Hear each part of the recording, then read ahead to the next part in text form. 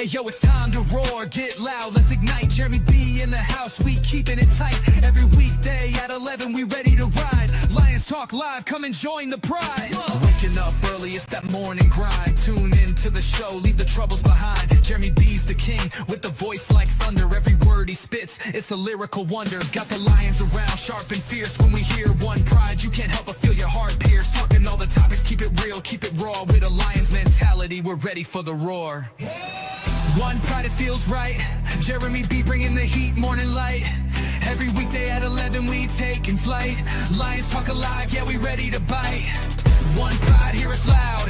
Jeremy's in the zone, making us proud. This is a Huddle Sports Network broadcast. You can find us on Roku TV, Amazon Fire TV, Facebook, and of course YouTube. Get all your NFL news here first. All right, it's Lions Talk with Smoke and Jeremy B and Bstrilla the Thrilla, like it is every Friday now from now on until his schedule changes again. I hope not. But you know, it has happened, so I had to say it. Will Vogel in the chat saying happy Friday. Good to see you, brother. What's up, Will? Thank you again, Will. He sent me a collection of various sports cards that were Lions related or University of Michigan related. I even got a couple of Tim Biaka Batukas. The wide receiver that I met when I went to the Northwestern game when TJ Waste was the wide receiver coach and video analyst for Michigan. Thank you again if you're out there watching, TJ. I know you subscribe because that was free tickets from him because I'm friends with his brother up in Bay City, Joe Weiss. So I got to tour Schembechler Hall. I got to meet some of the players, JU being one of them. I also got to meet Jim Harbaugh. I got to meet all them people. You know, that's a little more access than the average fan usually gets. Mm-hmm. And you actually see Schembechler Hall and the practice facilities at Michigan is way bigger than anybody gives it credit for. It's a total of 3 football fields. There's an outside practice field and 2 indoor ones. The indoor ones, football team. Right. The 2 indoor ones is where they practice the shit they want nobody else to see, and the press is not allowed in there. And I got to take a picture inside the practice field because they weren't playing or practice. Mm-hmm.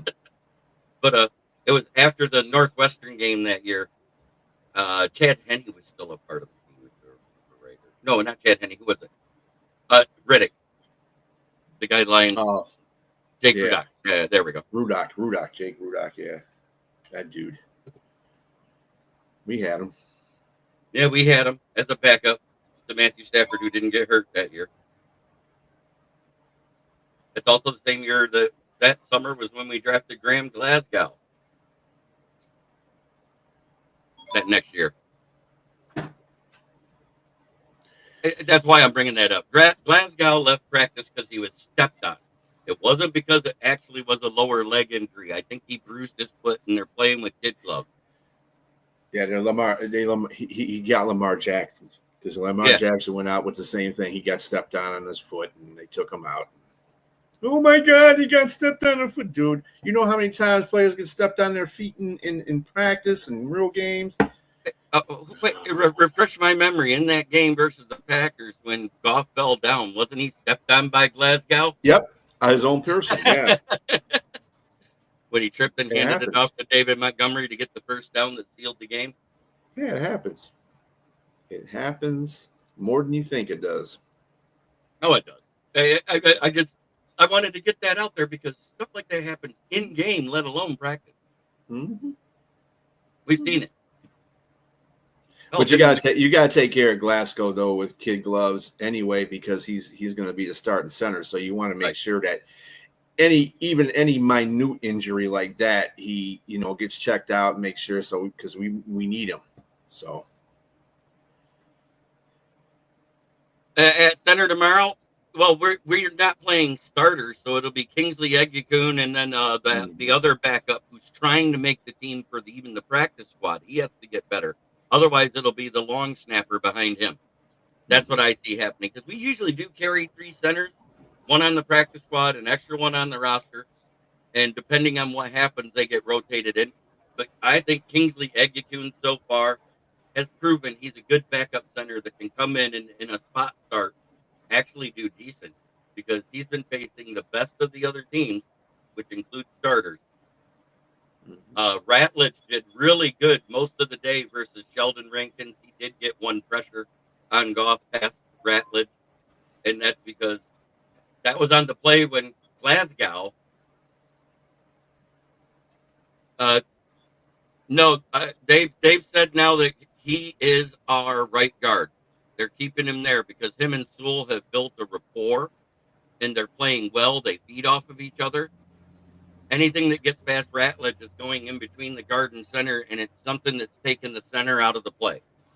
Yeah, and keep this in mind, Joseph. Things that are done in preseason and during training camp is just to make sure. The Lions love to make sure people are versatile. So if Glasgow does go down during the season, Tate will have enough understanding of the center position that he can take it over, and it would be fine. But yeah, I mean, he's the guard right now, which I knew that was going to happen anyway. But Dan Campbell wants to see what Tate was like at center, so that if there's anything that happens, if Kingsley even goes down, that might be a place he goes to. So I sent the link. We were supposed to have the Eagles fan, the super fan Joey Ouso, that's been a part of the NFL roundtable talks on Wednesday night. He hasn't responded yet, and I'm sure it's probably because he worked a little past closing time last night and he's still sleeping. Probably. But that's okay. He's young. He's supposed to do that. That's what old people do. Young people are up. No, when you get home, when I was young, if I got home past 4 a.m., there's no way I woke up before noon if I didn't have to work the next day. Dude, I was in the military. I got home at 4 a.m. I got to the barracks at 4 a.m. and had to be at muster at 6. So there was no sleeping. Yeah, I meant civilian life. I slept when I got off work until we went out again. I was doing this like every damn day. It's like coming. It's like, dude, you get sleep? No, 4 hours. That's about it. So I just got word that Austin. Oh, hey, Joseph, you are absolutely right. Kennelly is quite a beast. Mm-hmm. That is something that I have said ever since we picked him up. After I watched this film, I said Ian Kennelly will make this roster regardless if Dan Jackson is next to him or not. I said that right away. I think the guys on the bubble right now are Lauren Strickland and Mo Norris. Mo Norris more because he hasn't cleared concussion protocol yet. And that's quite telling. That's how bad that concussion was, guys. I said it was that bad. So that being said, I think our backup safeties are going to end up being Hallett, Kennelly, and Rock Ya-Sin. What do I have? Because I had wrote this stuff down earlier, too. And Avante Maddox can platoon at safety as well. Avante Maddox is going to be a backup safety, most definitely. I know he's been... Rockinson is going to be a corner. The way I have it right now, I got Brian Branch, Kirby, Maddox, and Kennelly, all safeties. And then I got Arnold, Reed, Robertson, Ya-Sin, and Dorsey as the starting CBs. Oh, here he is. The one, the only, Joey. What's up, my guys? I got to do it in just a second here. Let me finish this because I got to do this for the guy that just hopped in the chat because his wife likes to dance for him. Hey, we got a Broski Bear. Holy shit. What's up, Broski? Do you have room for Broski Bear? Of course. Yes, I do. Of course. All right. How you doing, Broski? Good. How you doing? Meet Josh Walker, a.k.a. Joey Ouso, that used to be on the NFL Roundtable Talks on Wednesday night with me. Hey, Joey. Actually, Josh, how you doing, man? What's going on, man? How you been? But this is for Josh because they are right now. The champ is here! For the moment, but like they said, the champ is here! Where are you? The champ is here! The champ is here! Yeah, that's enough of that. It is. JB, thanks for that, by the way. That was great. That was for Josh. I didn't say it was for Brewski. They got to earn it. Yeah, just like we. Yep, just like we. But they, what's the word out of Philly's camp right now? Oh man, they're saying that Jahad Campbell is going too hard to practice, man, that he's causing injuries. There's a rumor going around. He's causing injuries? Yeah. Yeah. So that Landon Dickerson thing, there was a whole rumor saying that he was the reason because of the push that he put on him in the middle of practice is the reason why he now has a torn meniscus. So, I mean, hey, if he's going that hard in the practice, I can't wait to see what he does in a game. I'm just glad that the report that the NFL Network, the one I sent, remember, that said he might miss until December was wrong, because I said, man, that's something to worry about. Yeah, especially because, Nakobe Dean's still coming off an injury. Yeah, you got Zach Bond, but Jeremiah Trotter Jr., to me, he's unproven. I don't think he was or is what his father was. I don't think he'll ever be that good. I think he's going to be a decent, hold it down, but you don't expect him to make big plays. He's going to be what Malcolm Rodriguez turned into for us. Malcolm Rodriguez is the guy that you can put in, and he'll fill in, do his job, play a little coverage, do some good tackling, but he's not starter material. Right. I was going to say, who do the Eagles have at running back behind Saquon? AJ Dillon. Dillon. Yeah, AJ Dillon. No, seriously, who do they have? AJ Dillon. Stop. He knows that. He knows that 100%. Hey, I want to ask you a question, Josh. What's going on with AJ Brown? Oh, the back injury? Yeah. They're just saying that he's having spasms at the moment, but they're saying that it's also turning into cramps. So they don't know if there's something more strained and pulled back there, but they're kind of just playing it by ear. I mean, I figured that's why they got Michi. There. Yeah. Just in case. That's a good question, too. What's your thought on the loss of Wilson? Of who? Wilson? The last name Wilson. Yeah. To be honest, man, I think that guy still had a ways to go before he makes a deep impact in a game. I don't think he's going to be something that makes or breaks that team. I'd be more worried about AJ Brown, obviously. But even with getting Mechie, that guy has, injury concerns. Yeah, Johnny Wilson, the tall receiver out of Florida. That's what it was. Yep. So they were actually planning to use him as a third string type end, and also I guess trying to rotate him in and out on red zone. Right. They were going to bring him in because he was a red zone target at Florida. I heard they were going to try to put him in because and I love Devontae Smith, but in the red zone, he's not that great. So they were going to put AJ Brown and Johnny Walker on the outside at that time, is what I was hearing in a 2 wide receiver set. Am I wrong on what I'm hearing? No, for sure. And then actually, if they were to go 3 wide out, it was going to be them 2 on the edges, and then they were going to have Jahan Dotson in the slot. So that being said, we did have some good news come out. Will Anderson Jr. is the real deal, and everybody knew that when he went to the Texans. He was beating up on Penei Sewell in joint practice a little bit, but it only equaled 1 sack. It was a lot of pressure, but not a lot of sacks. But the fact he got there. Tate Radledge was handling a guy that's been a Pro Bowler in Sheldon Rankins, who did get free for 1 pressure on the play that Graham Glasgow got stepped on. So I kind of go, is it really that bad? Mm-hmm. Yeah. Because the double team was gone. You know what I'm saying? If the double team is gone, they're going to get free in those type of plays. But Danielle Hunter was out there too, wasn't he? Yeah, Danielle Hunter, and I didn't hear anything about him. Yeah, he was on Decker's side. Yeah. So if he did good against, if Decker did good against him, and you didn't hear anything about him, well, Decker is stepping his game up. Because I would at least get a couple of sacks. Well, here's the thing. You got to go back and look. When Decker was in the lineup and Mahogany was next to him, there was 0 sacks given up in those 3 games where Mahogany played at left guard.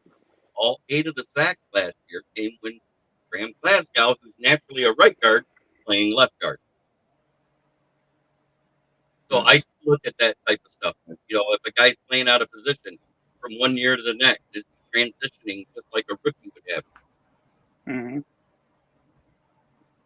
Yeah, your AJ Brown situation is not as bad as people are trying to make it because you guys run the ball. And that's what you did last year. And you got a good enough. I mean, your offensive line is like top notch right now. So I don't see any drop off on how that offense is going to move because Saquon's going to run over everybody like he usually does, and that offensive line is going to give him holes to do that. So I'm not too worried about your passing game. If AJ Brown's got to be out a couple of games, I mean, it is what it is. You'll have Michi there. You got Devontae Smith. You got a capable tight end. So I mean, I wouldn't be worried about that too much. Yeah, and like that's another thing. Nope, they are not playing starters tomorrow. Dan Campbell has said he refuses to play starters other than rookies that are trying to get some snaps. That's it. So you'll see Tate Ratledge, you'll see Isaac Teslaa, and you'll see Talik Williams probably for about a quarter. And then after that, it'll be all backup. Yeah, the third and final preseason game, we all know, is just seeing if there's any hidden gems that they weren't really paying attention to, or seeing if anybody's for real. They just been playing well first two games. You know what I'm saying? Yeah, the last preseason games. Oh, go ahead, JB. Because Will just posted this. I just got word that there's no serious talks happening per Ian Rappaport. They just started talking, but there's nothing serious yet. The tentative offer I heard. Cut. The Panthers aren't going to cut Adam Thielen because he's a veteran on that. The Vikings made an offer of 2.6. Yeah, I don't think they're letting him go for that because Thielen is like their number 2 right now. Yeah, no, I wouldn't. Even though he's up there in age, he cut up Cooper DeJean last year in that game they played against us, and he had like 130 yards and 2 touchdowns or something like that. It was crazy. Yeah. I'll tell you what, though, if I'm the Panthers, I consider it because they've got a bunch of young wide receivers now. They got a couple guys who can play slot, and they actually have Renfro in the mix. He could kind of be like that Thielen role also. So I'd think about it. I mean, the only guy that I would pay attention to is Horn, really, and everybody else. I mean, Renfro's there too, but I mean, they got Coker, man. He's a good young slot. Yeah, he's okay. I mean, they'll probably keep 7 receivers. Yeah, they got Xavier Legette, Tate, T-Mac, and Renfro. Yeah, I would probably keep that right there. What Will just posted up there. Just keep that. I would too. That's actually a nice, well-rounded Jalen Coker. Yeah, he's actually their wide receiver 5 or 6. So, but Jalen Coker out of Holy Cross, he was one of my sleepers last year. Remember that, B, when we were talking about that before the draft? I was like, here's one for you. I'm going to be very excited about Hunter Renfrow. I want to see what he's really going to do this year. I think having a guy like Hunter Renfrow, who's basically a younger version of Thielen, and a year to work into that roster because this is his first year. It takes the pressure off of him and allows him to become more integrated and into that wide receiver room. And then next year is where he makes that leap where it's just like he was when he broke out with his previous team. As long as he can remain concussion-free, he'll be all right because that was a big knockout. Green line. I'll tell you one thing. I think Will's trying to tell us he's a cokehead. And he is, too, because he likes Coker. Hey.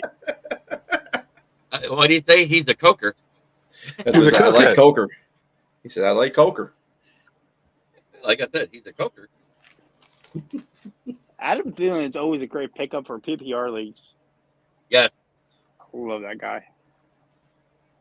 Adam Thielen. Anybody that plays the slot well is a great PPR guy because your slot guys are the ones that come over the middle, get open almost all the time. Yep, every time. I don't know who Pepsier is. It's a pop. I know. So I say. I knew what he was I'll tell you saying. one thing. I'm just saying we were talking about a player and he went to Pepsier. Jameson Williams is going to be one of my first picks in my PPR league. I'll tell you that much. He's doing very good. I mean, of course, everything's got to translate to regular season, but I mean, he's playing with some grudge, I guess. I don't know what you could say, but that dude's out there. Yeah, because I guess both joint practices now, he's had a 40-plus yard touchdown catch. For between the two teams we face. So you're not talking about him doing it against our own guys once he gets used to them and how they play, so he breaks free. Because that's gonna happen with a vet versus younger guys. Right. Yeah, I'd be careful with that because he's not going to have like a ton of receptions. You know what I mean? Like he's going to get yards, but he's not going to be like a high reception guy. Actually, he's going to be our second highest receiver, just like last year. Well, yeah, he plays the slot a lot. He had like what 55, 56, 57, something like that receptions, right? He had 55 in missed 2 games. Remember? He had 55 receptions and over 1,000 yards. And what was it, 9 touchdowns? Mm-hmm. Yeah, the guy's a machine, man. All I know is I had him in my. I wouldn't make him one of my top 2 wide receivers, but he would definitely be in my flex for sure. Because he averaged I think 16 points a game last year in the games he played. But 16 points a game is a lot coming out of your flex. It's not as much coming out of your wide receivers 1 and 2 or 1, 2, and 3, depending on how your league is set. Well, that's why it's a flex. Right. But in a flex, 16 is great. You usually only get 10 to 13 points out of those guys. Yep. And that's something you're okay with. If I get 10 to 12, possibly up to 15 points out of my flex, that's a win for me. Right. Imagine what it was like for me when I had I should have won the league, but I didn't move my roster 1 bye week, and it killed me. But and this was in one of the other ones. But I had Barkley and Gibbs, and then I had somebody James Conner in my flex. Mm. And I don't care what anybody says. Everybody says if you got James Conner, you're going to lose your league. I say every year he's a top 10 running back fantasy wise. I said he's a staple. He's been on every roster I can get. That guy 58 receptions and 1,001 yards. Yeah. I think the best season I ever had was probably when I had Le'Veon Bell and David Johnson in the same year, 2016. There you go, broski. There's a question from Will for you, bro. Go closer to you shop, Komet. No, because Ben Johnson was running that 12 personnel, man. He's going to enjoy having both of those guys as his top 2 tight ends, man. Right. So my answer is no. I'm not. I'm hanging on to him. Komet's the better blocker, and Loveland is a rookie. So you don't take your best blocker out of your run game. Mm-hmm. Yeah, and from what I've heard, they're saying Loveland is surprising people how good at blocking he is already, and he might actually be better at blocking than Komet already. Yeah, so I mean, regardless, I think both guys can do both. You know what I mean? They can catch, they can block, and that's going to be a good combo. And just watching Loveland run routes, between camp and preseason, I'm like, this dude really is like, he's nimble out there, man. This dude can really like make those cuts and stuff, man.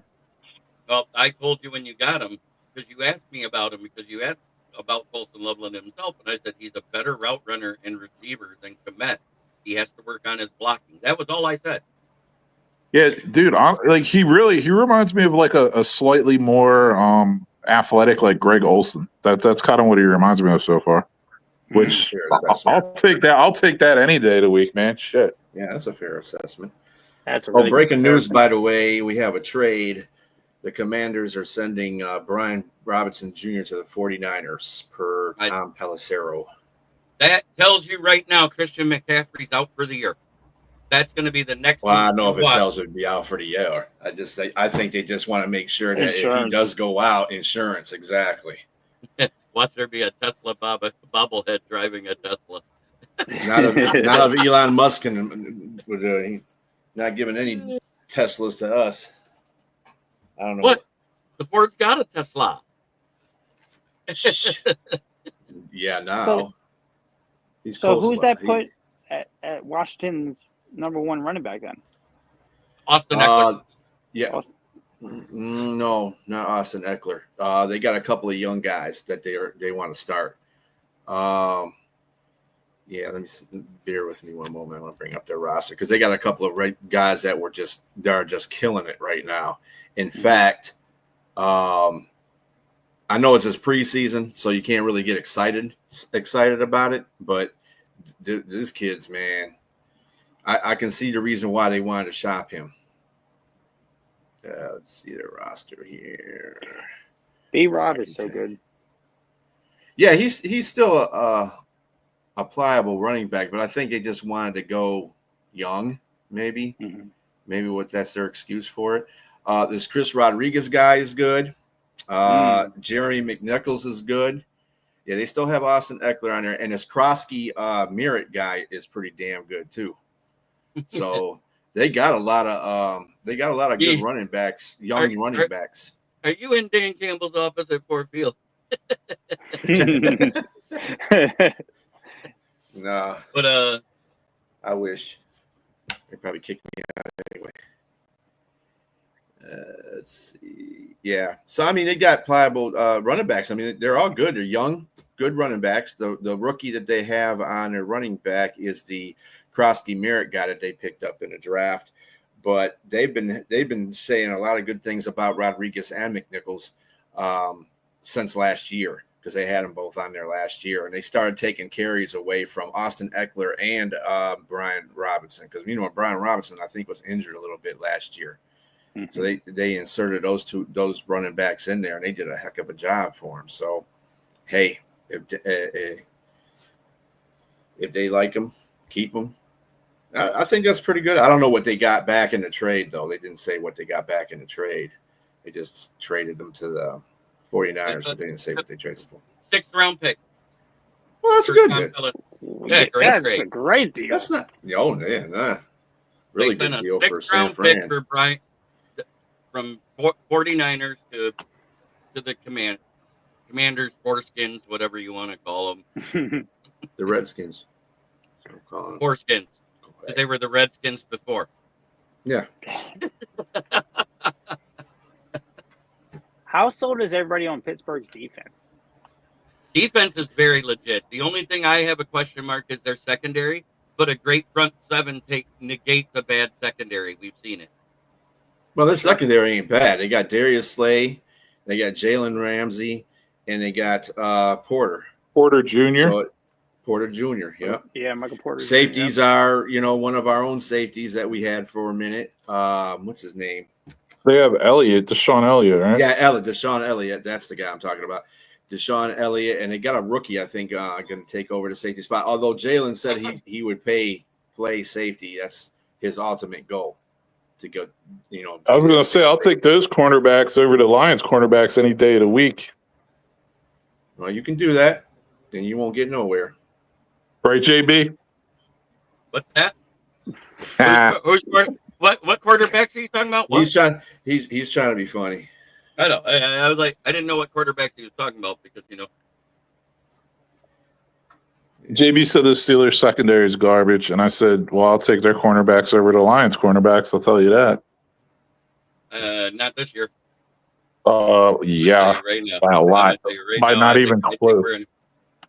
I don't know why you think that. I don't know. I think Big Play Slay's he's getting lazy in coverage. Yeah, he was starting to get burnt more last year. Look at Ramsey's numbers with the Miami Dolphins. Mm-hmm.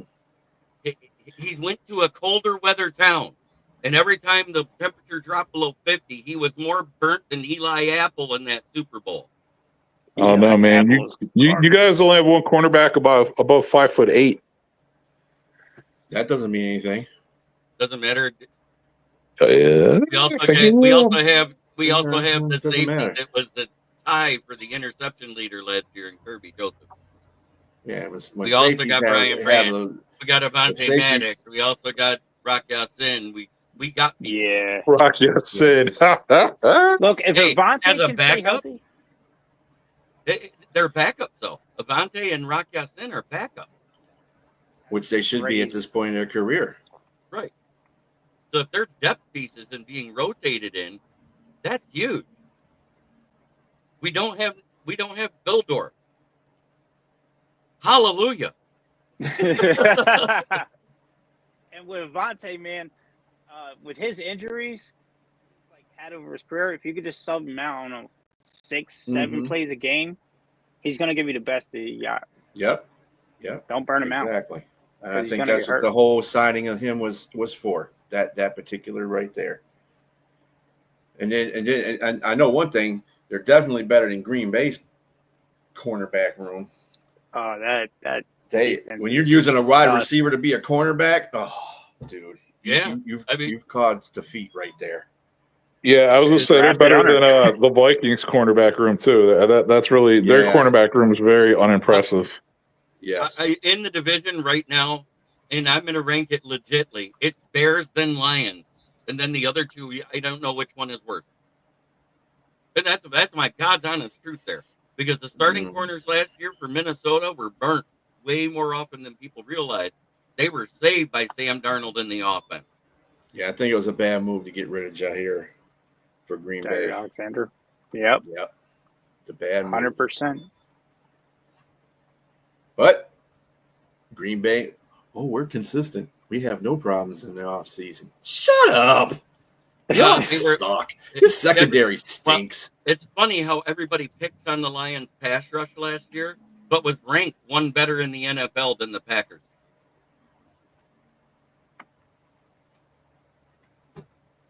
Yeah, the Packers. I mean, fuck yeah. I mean, they packed fudge. We all know that. I mean, they're a very well coached team. That's all I can. I mean, that's like the best thing I can say. You know, what I mean, they're a very well coached team, both sides of the ball. They're not the most talented roster, but they're very well coached. Uncle Rubble's been doing great there, Will. That's a good question. Yeah, he's in Vegas living his best life still. That's right. Yeah, I gotta see how I still gotta text him. Damn, I keep forgetting to text him. So how you guys feeling about the Vikings trading Harrison Phillips, man? I thought that was a weird move. Like, I don't know. To me, he's their best run stuffer for a long time. Like, I said the same thing, but they did have that young guy that played well next to him while the other guy was hurt. So they're hoping that he progresses into the starter role because he did start half the games last year, if I remember right. So, and it saves them $8 million in cap, and they're kind of cash strapped right now. They need that cap room to roll over for next season or for injuries this season. So, I think it can't be that cash. They went out there and spent a whole bunch of damn money. So I know that's why they're cash strapped. That's why they're getting cash strapped. They got some extensions coming up. Because they got Javon Hargrave. He's a good defensive tackle. Right. Good, not great. Yeah, I mean, they got Jonathan Allen and they got Hargrave, but it's like, you know. The depth is less than stellar. Yeah, we'll see. I don't know, man. We'll see. Hargrave, after he left Philly, I don't know, man. Maybe that's what I'm saying. Like, in that rotation piece, but he went to San Francisco and did not do much, and he got hurt. Yeah, I heard that Mike Evans has said that too. And if you think about it, you'd rather go out before you take like 3 more concussions and have to eat applesauce and pudding the rest of your life. Tua Tagovailoa. Yeah, that team. I see that team blowing up within the next 2 years. I got Mike McDaniels on the hottest seat in the NFL right now. If they don't make it past one game into the playoffs or don't make the playoffs again, I think he's done. Yeah, me too. Yeah, he just needs to go back and be an offensive coordinator. If you look at that's what he needs to do. But he doesn't turn the ball over, so you can't call him that anymore.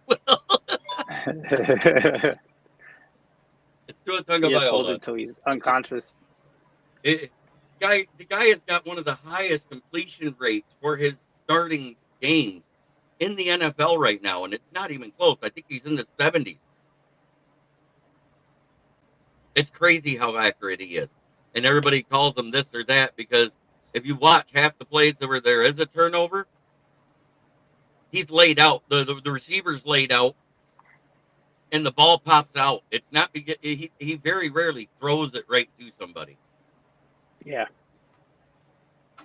Tua also like overleads his receivers, which kind of jeopardizes them too. There we go. Concussion career all over. That's better. Yeah, I was going to Seriously. say, I could have seen them trying to trade for Brian Robinson One more also. gang sign out of that guy's Yeah, hand. they were done. in talks. Who else was it? Oh, because Mixon's out for the year. The Texans were talking to him. You know, there was about 4 or 5 teams I saw that were trying to get a hold of Brian Robinson. Yeah, because I'm trying to think who their running back is. The Dolphins. To be honest, I could see D'Amico Avante Deshane. Avante Deshane.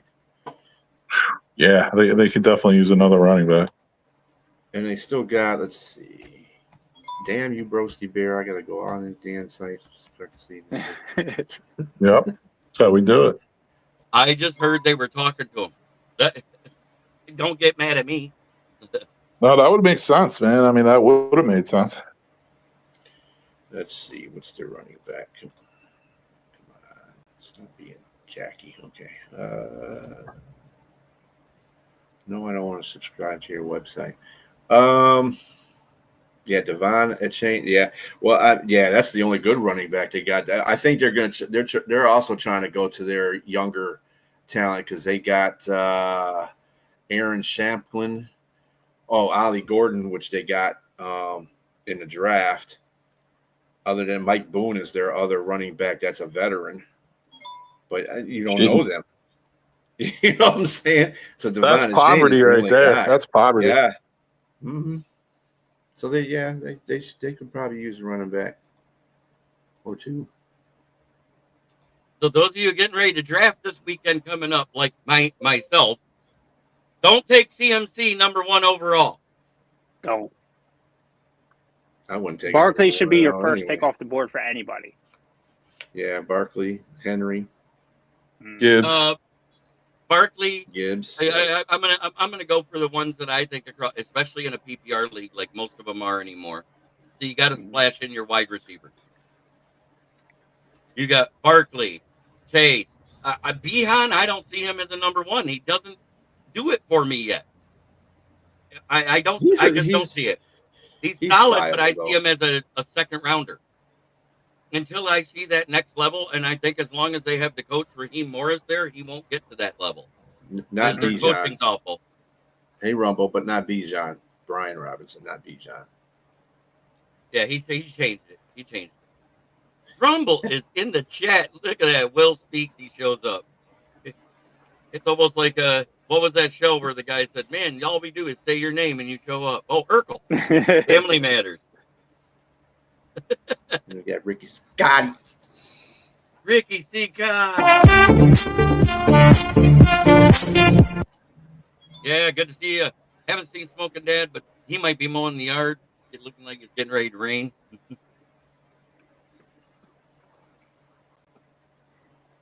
I mean, as long as Raheem Morris is coaching the Falcons, I got them as the 3rd best team in the division.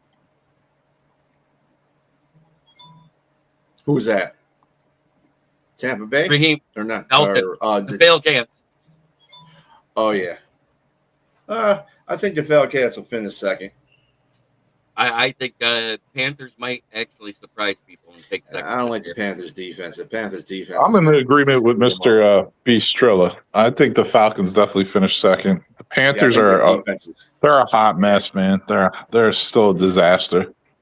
Well, their offense is decent, but their defense is not going to help them win any games. Their defense. I'm telling you right now, all the Bryce Young stuff I've seen, like his arm is just not good. Yeah, I don't know. They have a respectable O-line, and they actually have like a real sleeper running back room now. They got that, what's it, Dowdle Dowdle, however you say his last name, from the Cowboys, and they drafted ETN as well, who's looking pretty good actually. And great pick. And they have Chuba. I'm not even going to answer this question till the end of the season because right now I don't know who it would be. Everything is a question mark on which DC or will be the next head coach. So you might have some head coaches becoming DCs and OCs. Seriously. And I hate for Dan Quinn, if you think about it, he got the blame for Kyle Shanahan's play calling in that Super Bowl when the Falcons blew it. Remember that? He got fired the next season after being in the Super Bowl. And it was Kyle Shanahan. Kyle Shanahan's play calling that did it because he's a defensive coach, which means your offensive coordinator calls the plays. Does anybody think that the Shanahan brothers are just living off their father's name at this point? I think they're decent coordinators. I think the one at San Fran's a good coach. I think. Is he? Yeah. Because he just did the same I thing. think he is. I really do. I think he is. I disagree because in the next 2 Super Bowls he was in as the head coach and play caller for San Fran, he did the exact same thing he did to the fail can. Stopped running the ball in the second half and lost both Super Bowls. Mm-hmm. Well, he was in a Super Bowl. That just says everything right there. I was going to say he waxed the Lions, though. Because the Lions waxed themselves in that one. We Kyle Shanahan ourselves. Mm-hmm. We stopped running the ball in that second half with the lead. I don't care if they got within 7 points. We still should have been running the ball because we had the lead. Possession, baby. Uncharacteristic drops. There's a lot of things that were uncharacteristic in that second half that the Lions did, but that's what happens sometimes. Well, kind of to what Mr. Voggs brought up. What do you guys think about the Chiefs? So if this is Andy Reid's last year, let's say he hangs it up after this season. Do you think Spags or Nagy takes the head coaching job, or what do you think they do? Spags most definitely. Nagy. Spags over Nagy for sure. Yeah. Nagy's not even the play caller there. Why would he get promoted? I thought he was the OC. He's the OC, but he's not the play caller. He's the OC. Oh. Andy Reid was still playing. That's just like your boy that's on Chicago. That's the OC. He's the OC. But we know who's calling the plays, right? Ben Johnson. So there you go. He's just learning. Ben Johnson's so underrated as a play caller. Bro, I didn't say he would get it. I just put it out there. Yeah, I'm saying Matt Nagy has a better chance of coaching a Division III school than coaching the Chiefs. You should know. You had him as the head coach. That's what I was going to say. Broski's just bringing him up because they have him as head coach. Yeah. No, I just wonder, man. He did win Coach of the Year one year. Shit. Well, sun shines on a dog's ass. Yeah. Stefanski won a Coach of the Year too, and I don't think. Like I said, man, I was just putting it out there because it's their DC, it's their OC. Reed's an old fat bastard. Like he's gonna have to hang it up soon. Right. Yeah, Reed's to the point where he wears one the cheeseburger away. Besides, he's getting shot at. Reed's at the point where he has to wear Depends so he doesn't shard himself to eat so many cheeseburgers. That's true. That and the fact that he's getting shot at in his own facility. So. Right. Well, that's because he's a drug dealer. No, that's because Rasheed Rice is a drug dealer that has guns in his vehicle. But anyway. Maybe it was Rasheed Rice that shot at him. Yeah, bro. I know all about his kids. You know what I mean? Like I lived in that area when his kids were out there, doing their thing. Like I said, the judge said they told Andy, it was a famous quote, man. They said your home's like a 24-hour drug emporium. That's what the judge told Andy Reid. So, I was actually at that training camp the morning his son died. Oh wow! It is time for me to go ahead and announce what we'll be talking about tonight. It's roster cuts, the projections. Who's going to be on the? All of us are going to give our own opinion at each position group. Who's in and who's out? Who's practice squad and who's hitting the pavement? That's what we're going to be talking about tonight on the Lions Fan Cave Chat. I just got confirmation. We will have Mark Oram of Orum's Forum as a guest. We will have a few more. So, of course, Megan Hacker will be there. Austin will be running late because he's working late tonight, but that's okay. We're going to pick on her incessantly because that's what we do when a woman's on by herself. She got to have to answer some questions. Well, Will is camping this weekend. He won't be there, so have a great weekend. I'll see you next week. Yep, Barkley first, Henry second, and then Gibbs is third. I agree with that order right there for the running backs. in fantasy right now. And then it's like, Yep. pick who you want, because there's a whole bunch of them that are in that 4th through 15 that could fill the role just fine because of PPR. Oh, you're What about working. James Cook? James Cook's gonna be another one that, like, if I go somewhere, I'm going I now. think you might be able to put him 4 or 5. Yeah, How's that? he's another viable one. That's pretty good. Yeah. Because if you can't get someone like Saquon or Henry, I'm gonna go 2 running backs that can at least get the same amount of points that equal that. So, Broski, anything good coming out of Chicago camp this week? Since I got Josh's update. I mean, the left. I think the left tackle battle is it's over, but they're not saying it's over. I think Braxton Jones will definitely be the left tackle. There's definitely some competition at cornerback right now. You're getting a look at some guys who, could earn a spot for themselves because Jalen Johnson's been out and Terrell Smith, who was one of their top 4 cornerbacks, is done for the season. So, you're getting a look at some other guys. They still have like 3 other good cornerbacks though. So, but other than that, it's going to be a very, like, this preseason game. Like, I don't know. They're going to play the starters, which they might be one of the only teams that plays their starters. I don't know how long they're going to play. I think they're mostly going to play the starters on offense, not defense, in my opinion. But we'll see how that goes. But yeah, man, I still have PTSD from last season, so I'm really just in wait and see mode right now. Right. Opening up with 2 division games to start the year. I mean, that's going to make it interesting and meaningful at the same time. So we shall see, man. If you ask me, just because of it being a first-year starter at quarterback, I give you guys the edge because I think talent-wise, you guys are very close between Chicago and Minnesota for what's on the team. And I'm trying to be realistic. I'm not sitting here trying to be a dumbass talking shit. So I think it's going to be a good game for week 1 because both teams are still getting into that game set mode on the first stringer. They haven't played a full game. That's actually a very good test for Chicago in the first one because the defensive line and the linebackers for Minnesota are pretty damn decent. Oh, yeah. Give that offensive line a nice little test. I'm not saying their secondary is going to do shit, but their defensive line and their linebackers will give you. B, I agree with that. Like, if they can block, you know what I mean? If they can block their front 7, like the Vikings secondary is not all that, and the Bears do have some good wide receivers and tight ends and stuff. So, we'll see. And then I'm going to say with the people that are hurt right now going into that game, the secondaries are a wash because they both have good safeties, but their cornerbacks are question marks. Would you agree with that, Broski? Well, Jalen Johnson will be playing, won't he? Jalen Johnson's hurt.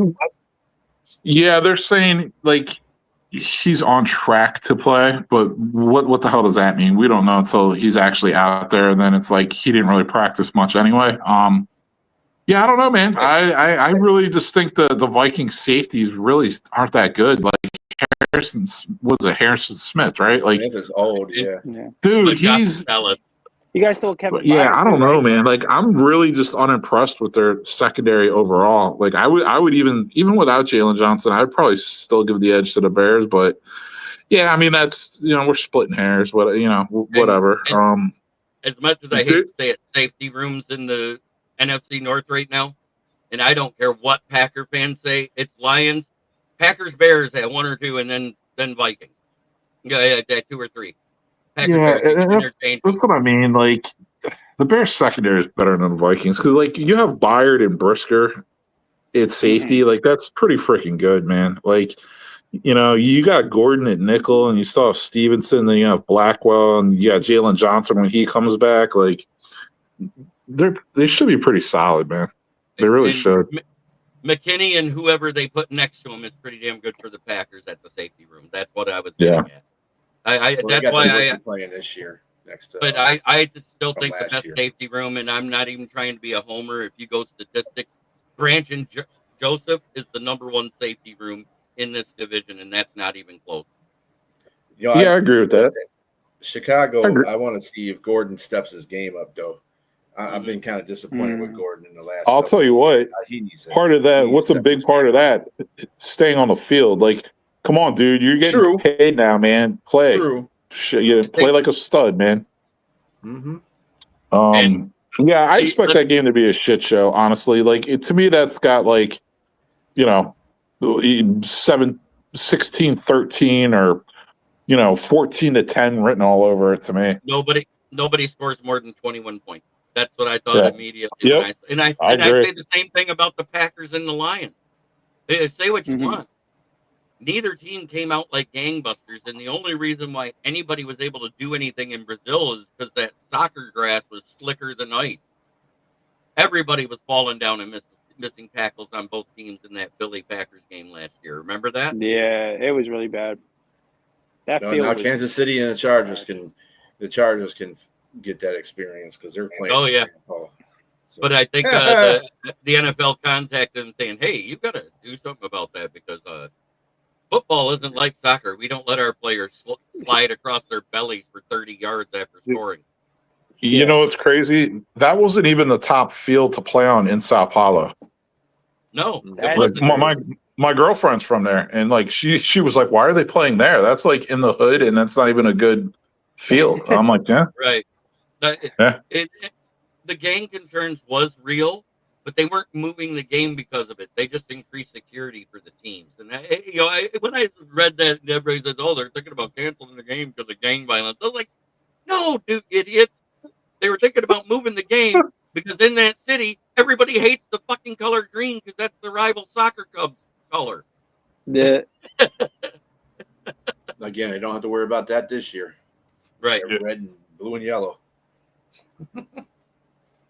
What is their soccer colors in Sao Paulo? I believe it's red Broski? and gold. I think it's red and gold. I know nothing about soccer, and I try to keep it that way. Well, if it's red and gold, then Kansas City's winning that game. Watch, because it's red and gold, they'll lose. Because that soccer club sucks. Hey, not if the refs got anything to do with it. Right. They're supposed to be scrutinizing the refs better this year. They always say that every year, and every year the refs fuck up something. So I know. What's the point? Refs fucking up is like breathing. It's gonna happen, or you just don't survive. Yep. But try every day to be a better person than you were the day before. That's the only way to make the world a better place. It starts right here. Much love to everybody in the chat. Good to see everybody. Nice to see the 39 people watching at home while we're live. And Broski and Joey, thank you for showing up today. It was a fun show. Have a blessed day, everybody. Thanks, JB. You too. Thanks. Yeah, yo, it's game time. Ain't no messing around. Huddle Sports Network, the best in town. From NFL rumors to the latest trends, we got all your sports. Just tune in, my friends. Catch us on Roku, Fire Stick, take your pick.